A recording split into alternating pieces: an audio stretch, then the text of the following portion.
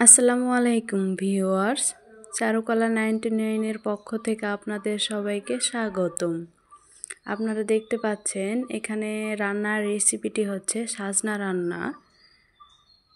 আমি প্রথমে কড়াইতে কিছু সাজনা আলু কেটে নিয়েছি এবং সেগুলো ভালো করে ধুয়ে তুলে দিয়েছি।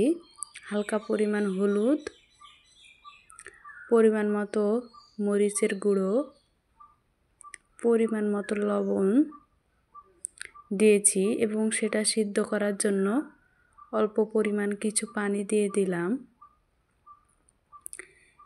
এবং এটা আমরা ভালো করে সিদ্ধ করে নিব। আপনারা চাইলে এটা ঢেকেও রাখতে পারেন। ওগুলো আধা সিদ্ধ হলে তার ভিতরে কিছু আমি পেঁয়াজ কুচি দিয়ে দেব, যাতে রান্নাটা অনেক স্বাদ হয়। সাজনা রান্নায় পেঁয়াজের পরিমাণটা বেশি হলে কিন্তু অনেক মিষ্টি মিষ্টি লাগে, খেতে অনেক স্বাদ হয়। সাজনাতে যেন কোনো রস না থাকে। পানিটা আমরা জাল করে শুকায় নিব এবং সাজনাগুলো ভালোভাবে উল্টে পাল্টে দিতে হবে যেন সেগুলো ভালোভাবে সিদ্ধ হয়। সিদ্ধ করা হলে আমরা একটা পাত্রে সেগুলো ঢেলে নিব এবং একটা কড়াই গরম করতে দেব। কড়াইটা ভালোভাবে গরম হয়ে গেলে তার মধ্যে আমরা প্রথমে আগে তেল দিব।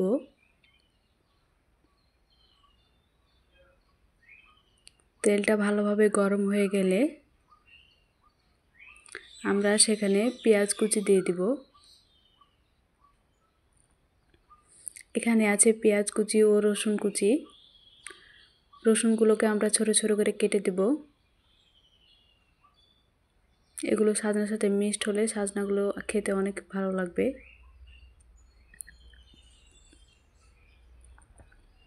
পেঁয়াজগুলো কিন্তু আস্তে আস্তে জাল করে ভাজতে হবে, যাতে এগুলো পুড়ে না যায়।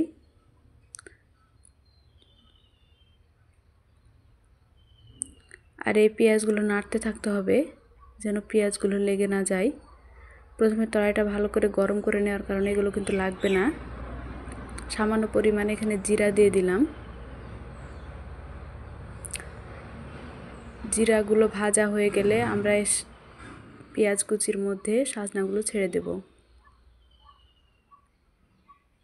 এবং এগুলো ভালো করে নাড়াচাড়া করব।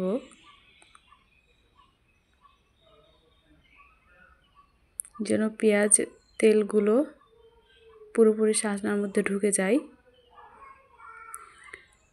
দেখতে পাচ্ছেন আপনারা রান্নাটি কত লোভনীয় হয়েছে।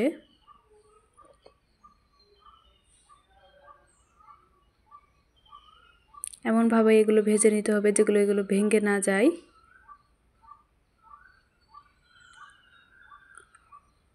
এবং যেন রস না থাকে।